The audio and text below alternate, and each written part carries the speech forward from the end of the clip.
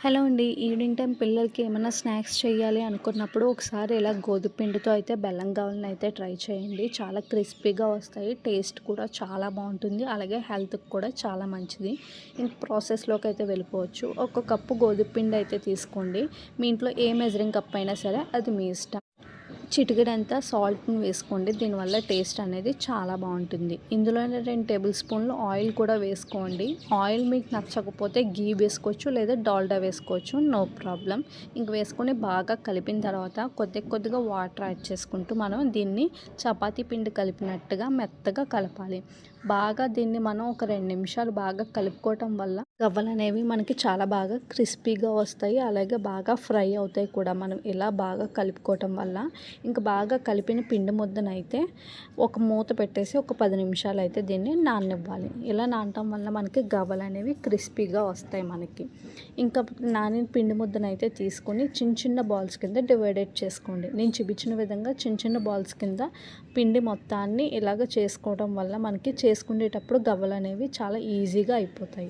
ఇలా చేసుకున్న వాటిని ఒక బౌల్లో వేసుకుని పక్కన పెట్టేసుకోండి. ఇంక ఇప్పుడు గవ్వల చెక్క ఉంటుంది కదా, ఒకవేళ గవ్వల చెక్క లేని వాళ్ళు అయితే ఇలా దువ్వెన అయితే తీసుకోండి. పెద్ద పళ్ళు ఉన్న సైడ్ క్లీన్ చేసేసుకొని నీట్గా నేను చూపించిన విధంగా ఒక్కొక్క గవ్వల్ని వాళ్ళ కింద పల్చగా చేసుకోండి. ఒక్కొక్క ఉండని తీసుకుంటూ ఇలా చూపించిన విధంగా పల్చగా అయితే మనం చేసుకోవాలి.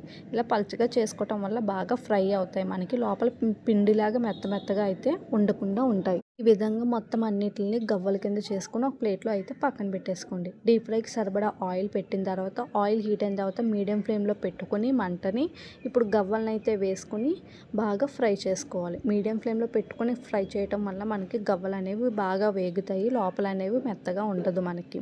ఇలా గోల్డెన్ కలర్ వచ్చేంత వరకు ఫ్రై చేసుకోవాలి. మొత్తం అన్నిటిని ఫ్రై చేసుకుని ఒక బౌల్లో అయితే తీసుకుని పక్కన పెట్టేసుకోండి. ఇప్పుడు పాకానికి మరొక ప్యాన్ పెట్టుకుని ఒక కప్పు బెల్లం అయితే వేసుకోండి. ఈ బెల్లం ప్లేస్లో మీరు షుగర్ని అయితే వాడచ్చు. అది మీ ఇష్టం. అరకప్పు వాటర్ అయితే వేసుకుని మనం దీన్ని బాగా మరిగించుకోవాలి. తీగ పాకం అనేది మనకి రావాలి. ముదురు తీగ పాకం రావటం వల్ల మనకి బెల్లం అనేది గవ్వల్ని పట్టి చాలా టేస్ట్ అనేది చాలా బాగుంటుంది. ముదురు తీగ పాకం వచ్చిన తర్వాత స్టవ్ ఆపేసి మనం వేయించుకున్న ఈ గవ్వలన్నిటిని అయితే అందులో వేసేసి బాగా తిప్పుకొని ఒక ప్లేట్లోకి అయితే తీసేసుకోండి. వేడి మీద ఉన్నప్పుడే మనం వాటిని సెపరేట్ చేసుకుంటే మనకి బెల్లం గవ్వలు అనేవి చాలా బాగా వస్తాయి మనకి.